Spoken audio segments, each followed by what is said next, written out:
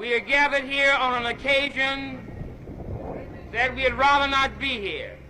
However, we have lost one of our most loyal, most dedicated, most uncompromising black leaders in this country.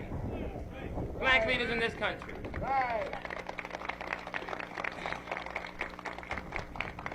Malcolm will never die, never die. The uncompromising spirit of Malcolm X will be heard in the walls of Washington among the rabid races that engineered the murder of Malcolm X. We must understand that the very forces in this country that engineered the murder of Lumumba, engineered the murder of Dag Hammarskjöld, engineered the murder of John F. Kennedy, and yes, are trying to engineer the death of Nkrumah and Ben Bella, are the same forces that killed Malcolm X. The same forces. The same white racist bigots who direct the CIA and attempt to infiltrate all the people's movement in the world are trying to kill off every black leader in the world. Every black leader. But Malcolm will live in the minds of the children, the mind of the youth, and the mind of the adults forever. And appealing to the shopkeepers in this neighborhood, in appealing to the shopkeepers to close their doors, the dirty, raggedy sheet, the Journal American, which is one of the rotten, racist sheets in this country, including the rotten, racist Daily News. All of them have been anti-Malcolm historically, and had the nerve today to print on the front page of that racist rag, the Journal American, that in our demand to shut the stores down, that we are shaking the shopkeepers down for televisions and radio. This is a distortion, and this is rotten. And what are they trying to do? They are not satisfied that Malcolm is dead. They want to discredit him while he's dead, so as we'll forget once and forever the voice of a Malcolm X. Yeah. But while Malcolm is gone, the blackness of the black man will get blacker. Malcolm gave his life, and that's the least a man can give is his life for what he believed. Malcolm gave his life for us. Malcolm talked about the rotten corruption of the white man in society, talked about the white bigots in society, how they murder our children and our women. Malcolm stands for saying, it is made very clear, that the rotten, corrupt police department, instead of dealing with the problems of the people, seek to beat the heads of the black people of the ghetto. And this too must come to an end. In Alabama, yes, they are still beating black heads. In Georgia, they are beating black heads. In New York City, they haven't stopped beating black heads. I think there's something else we have to do in paying tribute to Malcolm. And it's hard to say that all of us must re-examine ourselves.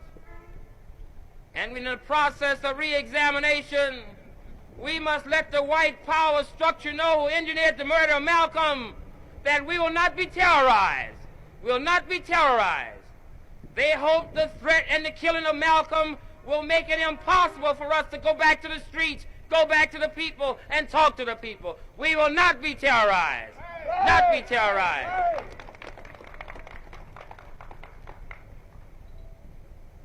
Yes, in killing Malcolm, the white power structure and the white ruthless races hopes that this will silence us and head off our struggles against the rotten slumlords, against police brutality, against the rotten schools. But no, on the contrary, we're going to consolidate our ranks and build a mighty movement in the name of Malcolm X. In the name of Malcolm X.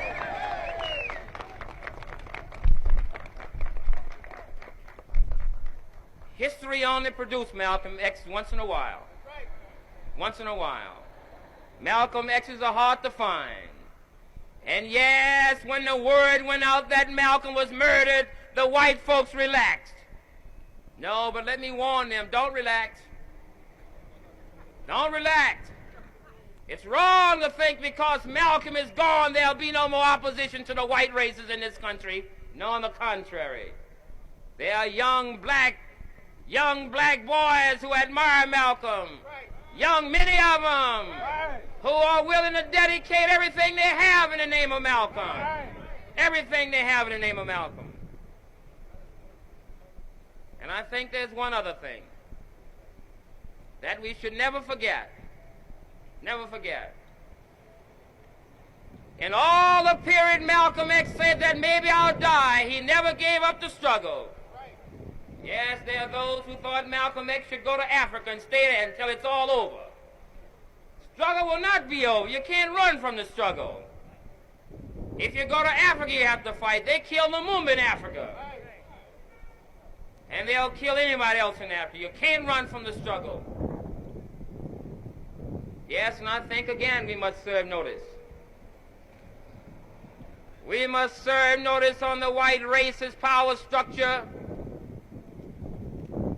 that the principle of Malcolm remains. The principle of Malcolm remains. And Malcolm had one basic principle. Malcolm believed in the concept that if a man hits you, you hit him. You do him in. You do him in. You do him in. You do him in. Yes, while there are those who say I disagree with Martin Luther King. I think the only difference between a King and a Malcolm was that Malcolm did not accept nonviolence as a principle. Not as a principle, but as a tactic, he said he'd accept it. And I think the principle remains that Malcolm has never yielded the whole concept that if a man is after you, that the only solution is that we must prepare to fight him back with whatever is necessary. Whatever is necessary. Weak, bad liquor to the people here in Harlem, half water. They robbed the poor people of their money. The rotten slumlords robbed the poor people of this ghetto. And they talking about peaceful. We are the most peaceful people in this world. I don't know another community would let rats eat your children up, let them rob you, give you no heat, no hot water, and you take it. Yes, we are peaceful. We have been too damn peaceful in my opinion. Too peaceful.